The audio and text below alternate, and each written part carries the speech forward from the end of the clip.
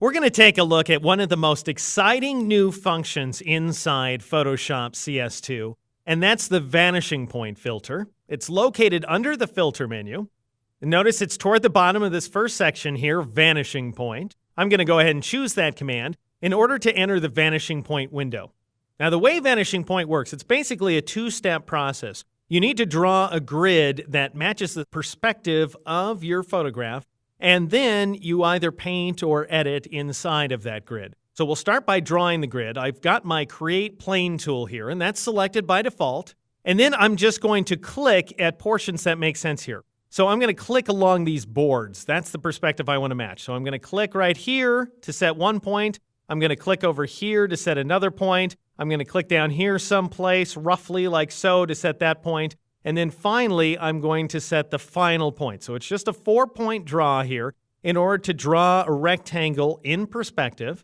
And then I'm going to scale that rectangle by dragging the side handles. And I'm dragging the side handles, notice that, not the corner handles, because dragging the corner handles actually changes the angle of the perspective grid. So notice this keeps everything nice and aligned with these boards. And now what I want to do is I want to clone away, not the dog, I like the dog, he's looking great there, but I want to clone away this brush and this cable thing back here. And I'm going to do that using the clone tool.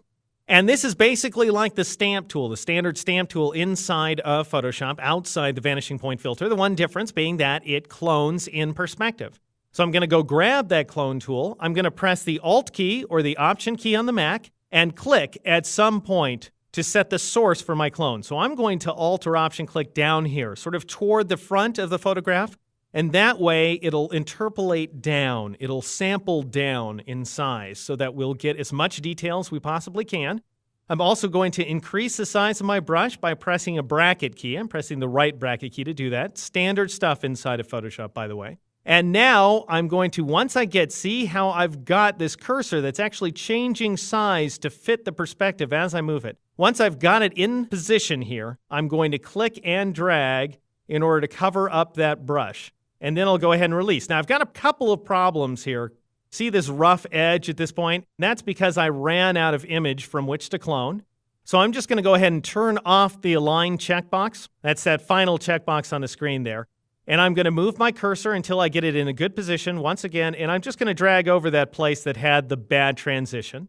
Now, thanks to the fact that I have healing turned on, this healing function up here at the top of the screen, the clone stamp tool goes ahead and heals as I paint with it. So heal is a toggle function. You can either turn it on or off inside Vanishing Point. And now I'm just going to go ahead, I think I'll move my source point just a little in so I don't have that problem with picking up stuff that's outside the screen there. So I'm Alt-clicking right there to set a new source point. This way I'm not going to run the risk of cloning anything outside the image. Then I'll move my cursor where I want it to be, more or less in a position. I'll paint over the cable, and it disappears. Wonderful, wonderful tool for cloning away objects on flat surfaces like this. Now, you're not going to match the perspective of a dog, for example, but of a flat surface like a floor, as we have here. I'll click OK in order to accept this change. So this is before, this is after. Wonderful, wonderful function.